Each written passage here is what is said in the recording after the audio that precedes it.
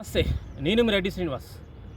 ఈరోజు Kodangal Narayanpet lift irrigation project మీద మరొకసారి నమస్తే తెలంగాణ పేపర్ కావచ్చు, అదేవిధంగా జర్నలిస్టు పేరుతో కనీసం డిగ్రీట్ల పాస్ కాలేని సన్నాసి శంకర్ అనేటోడు మరొకసారి కోడంగల్ ప్రజల మీద, నారాయణపేట ప్రజల మీద, మక్తల్ ప్రజల మీద మట్టి పోసే ప్రయత్నం చేస్తున్నావు.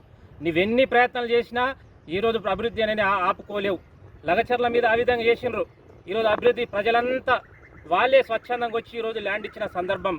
ఈరోజు ఏళ్ళ తరబడికి వెళ్ళి కోడంగల్ ప్రజలు, నారాయణపేట ప్రజలు, మక్తల్ ప్రజలు ఒక కళల సాకారం చేసే సందర్భంలో గౌరవ ముఖ్యమంత్రి రేవంత్ రెడ్డి గారు ఉంటే ఈరోజు కావలసి బలవంతంగా ఈరోజు ప్రజల దగ్గరికి వచ్చి మైకులు పెట్టి ఈరోజు భూమి కోల్పోతున్నారు, విపరీతంగా మమ్మల్ని ఇబ్బంది పెడుతున్నారు అని ఒక అసత్య ప్రచారం చేస్తున్నావు. ఖబర్దార్ బిడ్డ. అరే శంకర్గా, నువ్వు మినిమం నీ క్వాలిఫికేషన్ ఏందిరా బాబు? ఏదో మైక్ ఉంది, యూట్యూబ్ ఛానల్ని కేటీఆర్ పెట్టించిండు, వానికి లొత్తాసు పలుకుతా, వాని కాళ్ళు ఒత్తుతంటే ఒత్తుకోరా బాబు. ఈరోజు లేక 75 ఏళ్ళకెళ్ళి మా ప్రజలు ఇప్పుడే జూరాల వాటర్ కానీ, కృష్ణా వాటర్ కానీ మా పంట పొలాలకు వస్తుంటే నీ కడుపు మండుతుందా సన్నాసి? చెప్పు తీసుకొని కొడతారు ప్రజలు. ఏమనుకుంటున్నా బిడ్డ? కేటీఆర్ కాదు, కేసీఆర్ కాదు, ఎవడికి నీ దగ్గర రాడు. ఈరోజు ఆంధ్ర వాళ్ళు గొప్పగా ఈరోజు అక్కడ నీళ్లు ఉన్నాయి కాబట్టి వాళ్ళు శశశమలంగా బతికినరు. ఈరోజు నీళ్లు లేకనే కదరా తెలంగాణ ఉద్యమం వచ్చింది. నీళ్లు లేకనే కదా మా ప్రాంతం మీరు హైదరాబాద్ కానీ, ముంబై లాంటి ప్రాంతాలకు వచ్చి బతుకుతున్నది. ఎందుకు కడుపు కాలుతున్న సన్నాసి? దయచేసి కోడంగల్లో కానీ, నారంపేటలో కానీ, మక్తల్లో ఉన్నట్టు ప్రజలు ఆలోచన చేయలే. లేక అవకాశం వచ్చింది. గౌరవ ముఖ్యమంత్రి రేవంత్ రెడ్డి గారు ఈరోజు గొప్ప నిర్ణయం తీసుకున్నాడు.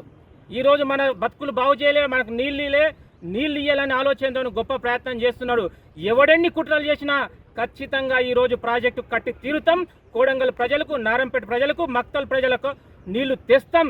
దాంట్లో ఎలాంటి సందేహం లేదు. కానీ ఇలాంటి చిల్లర దద్దమ్మలు, ఇలాంటి ఎదవన కొడుకులు వచ్చి అప్పుడప్పుడు డిస్టర్బ్ చేస్తున్నారు కాబట్టి వాళ్ళు గ్రామంలో కొని పట్టణాలకు వస్తే చెప్పుల దండతో స్వాగతం పలికే విధంగా, తరిమి కొట్టే విధంగా మీరు కార్యాచరణ చేసుకోవాలి. ఇక్కడ జెండాలు కాదు, పార్టీలు కాదు, మన జీవనానికి సంబంధించిన, మా బతుకులకు సంబంధించిన సమస్య.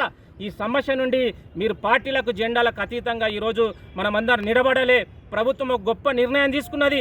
ఆ నిర్ణయం వల్ల మన భవిష్యత్తు తరాలు సస్యశ్యామలంగా మారే ఒక గొప్ప అవకాశం ఉంది. కాబట్టి దయచేసి ప్రజలందరూ ఆలోచన చేసి సహకరిస్తారని మనస్ఫూర్తిగా మీకు అందరికీ పాదాభివందనలు తెలియజేసుకుంటాం.